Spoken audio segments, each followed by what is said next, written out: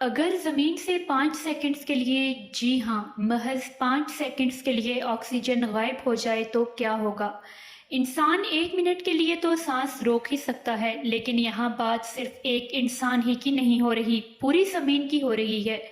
پوری زمین سے محض 5 سیکنڈز کے لیے آکسیجن غائب ہو جائے تو ساحل سمندر پر لیٹے لوگوں کی جلد فوراً جھلسنا شروع ہو جائے گی، کیونکہ ہوا میں موجود مالیکیولر آکسیجن ہی ہمیں الٹرا وائلٹ روشنی سے بچاتی ہے۔ دن کے وقت آسمان کالا سیاہ ہو جائے گا، اندھیرا ہو جائے گا، کچھ دکھائی نہیں دے گا۔ دھات سے بنی ہوئی وہ تمام چیزیں جو الگ الگ ہیں، فوراً سے پہلے ایک دوسرے سے جڑنا شروع ہو جائیں گی، کیونکہ ہوا میں موجود آکسیڈیشن کی طے ہی انہیں آپس میں جڑنے سے روکتی ہے۔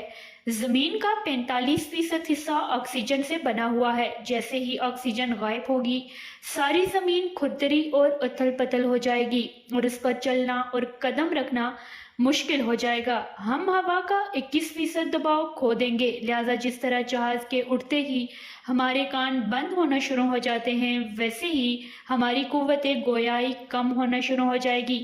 کنکریٹ کو زمین پر جمے رہنے میں آکسیجن مدد دیتی ہے۔ آکسیجن غائب ہوتے ہی کنکریٹ سے بنی تمام عمارتیں سیکنڈوں میں زمیں بوس ہو جائیں گی۔ آکسیجن پانی کا 1/3 حصہ ہے۔ جیسے ہی آکسیجن غائب ہوگی، دنیا کے تمام سمندروں کا پانی ہائیڈروجن گیس بن جائے گا، اس کا والیوم بڑھ جائے گا، اور چونکہ ہائیڈروجن سب سے ہلکی گیس ہے، اس لیے یہ اڑ کر فضا میں چلی جائے گی، یعنی پوری دنیا میں لیکوڈ مادے جیسی کوئی چیز نہیں بچے گی۔ چلیں اب سوچتے ہیں کہ اگر آکسیجن گیس اپنی مقدار سے دگنی ہو جائے، یعنی جتنی ہم حاصل کر رہے ہیں اس کا دگنا ہو جائے، وہ بھی محض 5 سیکنڈز کے لیے، تو تب کیا ہوگا؟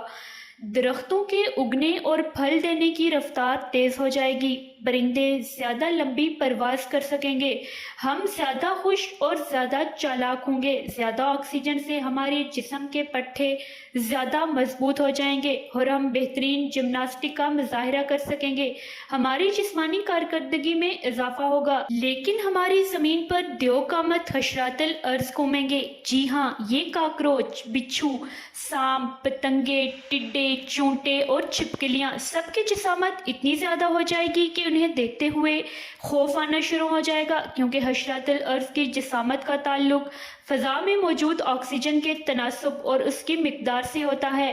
لہٰذا دوستو، اللہ تعالیٰ کا شکر ادا کرو کہ اس نے ہمیں ہر چیز ہماری ضرورت اور صلاحیت کے عین مطابق عطا کی ہے۔